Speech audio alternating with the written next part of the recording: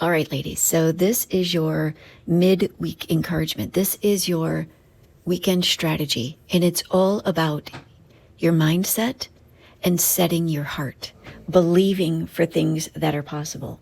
I want you to know that it is not just a cliche, that there is so much truth to living the life as a believer who believes. Because when you believe, guess what happens? You receive. And what you need to understand about believing is active. Believing is what you do daily. It's how you live. You need to live out your belief. And you do this through repeated continual trust in Jesus.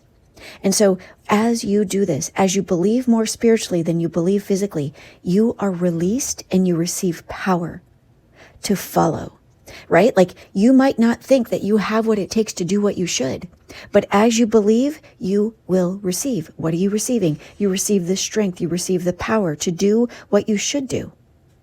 Be reminded that the same power that raised Christ to life can give you the ability to follow him every single day. What could change if you had a revelation, again, a reminder, a divine, supernatural, deep spiritual reminder of the resurrection power that is available to you?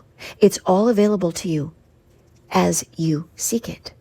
But you have to be careful and mindful of the flesh, right? We have so many things. You have so many things. All of us, we are in this together. We have to watch out for the things that so easily hinder us and weigh us down and trip us up. So watch out for the stubbornness that is still alive within you, right? For the desires of this world.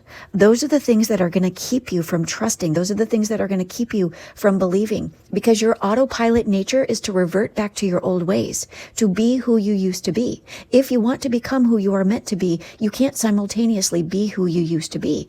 It's time to stand up as a believer, as you do things trusting and believing more profoundly spiritually than physically, just doing what you should.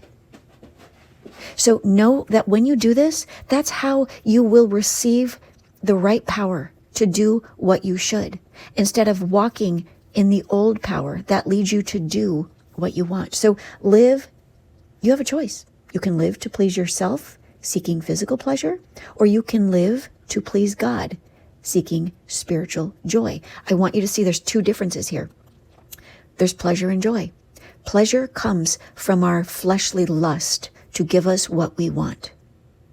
And that's fleshly. It's selfish. It gives us pleasure. It's momentary. It's temporary.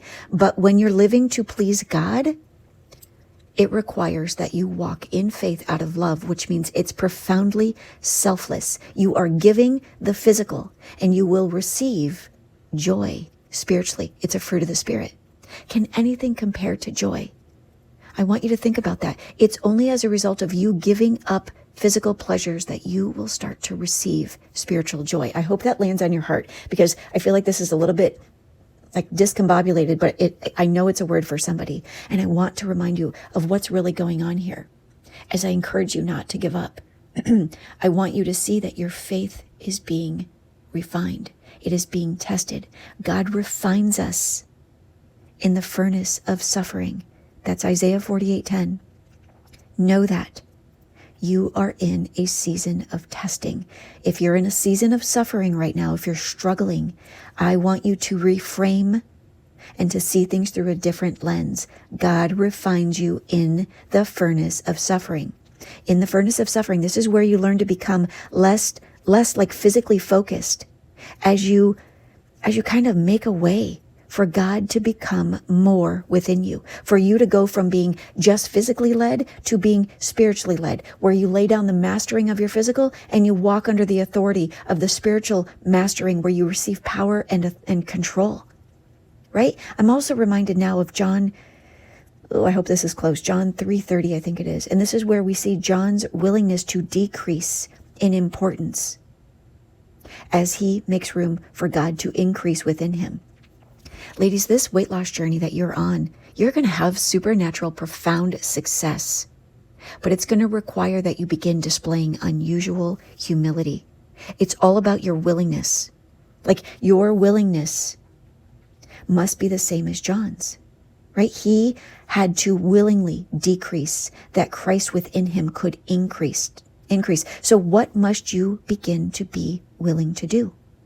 And in your willingness, let me say it this way. In your unwillingness to do what you know you should do in order to be completely living free in the fullness of what you're free to do right now, in your unwillingness, you are walking in pride, and you will not receive the spiritual power that you need to be transformed.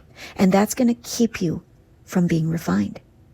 And think about this, if in your day, or as you think about the forthcoming weekend or the forthcoming, season that you're entering into, if something keeps you from suffering, it will keep you from strengthening, right?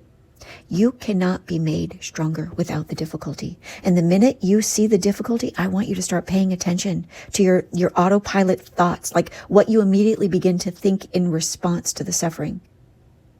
And if in your head you see the difficulty and you start telling yourself a story about, oh, I deserve this, or, oh, how come I can't eat this way, or if you begin even to complain in your head, you need to put yourself under spiritual authority and go and talk to God. And then return to what you know in your spirit more than what you are hearing yourself think and feel. Because that's just you stepping out of the spiritual and into the physical. No, you have to turn to God in faith so that you can receive the strength to endure, right? And to see your sufferings in the right context. What you're needing right now and what you will receive through this refinement is endurance, right? All of your problems, all of the physical difficulties of you breaking up with your old patterns, your old thoughts, your old beliefs, your old ways, your yo-yo dieting, all of that needs endurance. God wants to help you to develop endurance, and that can only come through the refinement. And think about it. What does endurance do? What does it give you? It strengthens your character. God is refining and developing your character, but he can't do it without your participation. So will you allow him to develop your character? Because when your character is transformed, that means that your faith has been transformed. And when your faith is tested, I'm thinking of James, when your faith is tested, your endurance has an opportunity to grow. You need endurance. You need strength. You need this endurance so that you can quit quitting. This physical pain becomes your spiritual opportunity for joy. You know this. Food gives you pleasure. That's physical. But the spirit, trusting, yielding, doing what you need to do, not what you want to do, you know that brings joy. And joy trumps physical. Because joy will strengthen your endurance. It will encourage you. It will restore your hope. It will deepen your faith. Know this, ladies, you will reap if you don't give up. If you don't keep giving up when you are weary. I know the weariness is there. I've been there. And I had to come to the end of myself and stop trusting in the captivity of my weariness. Know this, without testing, you will never know what you are capable of doing. Your character right now is weak. God wants to make you stronger. He is strengthening your character. He is strengthening you. Get this. Your role right now, the role that God has developed you for, positioned you for, what he has for you in your future, your role requires a strong character. So surrender who you've been. You've got to crucify her. That hurts. See right now that you are free to redefine, but it will require that you be refined even.